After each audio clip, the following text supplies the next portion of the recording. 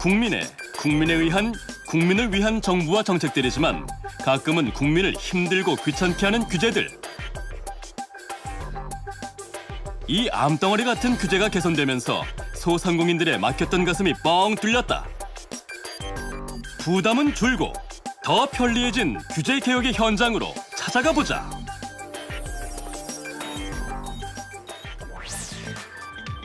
경기도 수원의 한 음식점.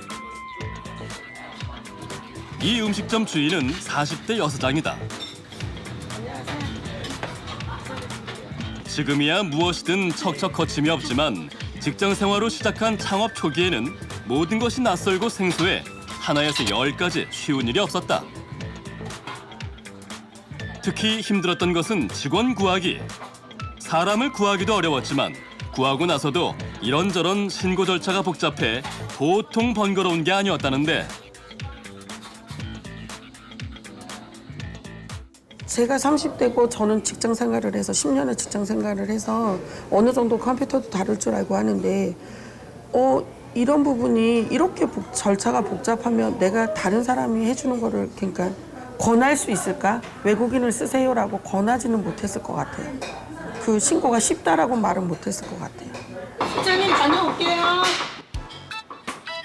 바쁜 시간이 좀 지나자 숨 돌릴 틈도 없이 가게를 나서는 김 대표. 지역 고용센터에 근로자 변경 신고를 하러 가는 길이다. 외국인 노동자를 채용하게 되면 반드시 신고를 해야 하는데. 예, 여기는 끝났고 그 관할 소재지 출입국 관리사무소로 가시면 되겠습니다. 그럼 여기서 끝나는 게 아니라 출입국 사무소 또 가야 된다는 거예요? 할 수 없이 다시 법무부로 발걸음을 옮길 수밖에 없었던 김 대표. 사정이 이렇다 보니 김 대표 같은 소상공인들에겐 신고 절차도 복잡하고 번거로워 외국인 근로자를 채용하는 게 쉬운 일이 아니었다. 절차가 좀 많이 복잡해가지고 그게 조금 고민이 되더라고요. 소규모 음식점에서 외국 국적 동포들은 꼭 필요한 인력. 한 명 채용에 두세 번 신고로 가는 것은 일도 아니었다는데.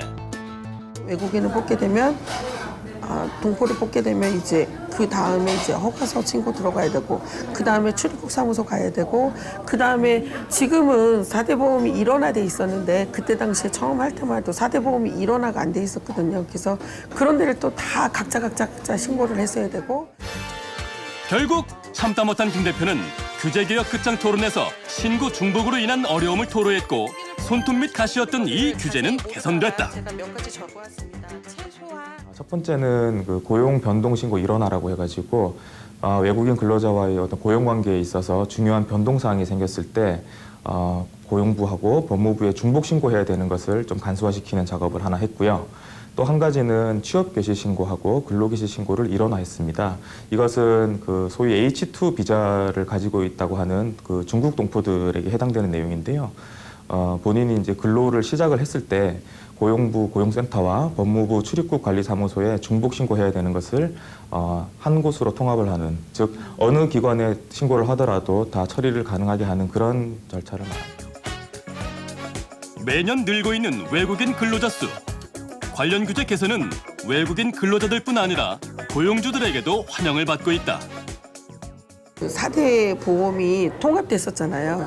의료보험이나 이렇게 해서 하나 신고하는 부분 절차가 너무 간소화되다 보니까 그러면 외국인 고용도 그렇게 하면 되게 좋겠다라고 생각을 했던 건데 그게 접목이 되니까 저 입장에서는 2번 갈 거, 3번 갈 거 한 번으로 갈 수 있어서 너무 좋았던 것 같아요.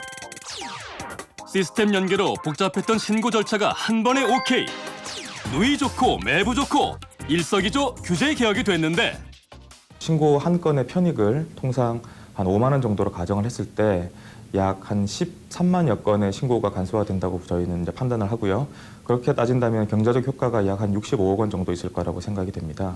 그리고 근로개시 신고, 취업개시 신고 일원화 같은 경우는 연간 한 11만여 건의 신고가 일원화될 것으로 예상을 해서 이것을 역시 편익을 5만 원으로 환산을 했을 때는 한 55억 정도의 경제적 효과가 있을 것으로 예상합니다. 복잡한 신고도 한 번에 오케이. 기업의 부담은 줄이고 민원 편의는 높인 규제 개혁. 앞으로도 더 큰 효과를 기대합니다.